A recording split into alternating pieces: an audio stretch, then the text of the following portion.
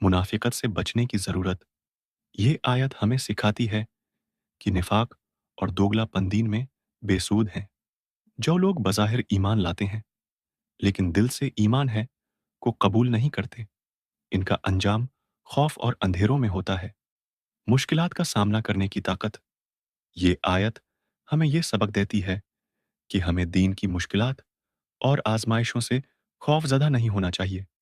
जब दीन के फ़राइज़ सामने आते हैं तो हमें हिम्मत और साबित कदमी के साथ इनका सामना करना चाहिए। अल्लाह की निगरानी।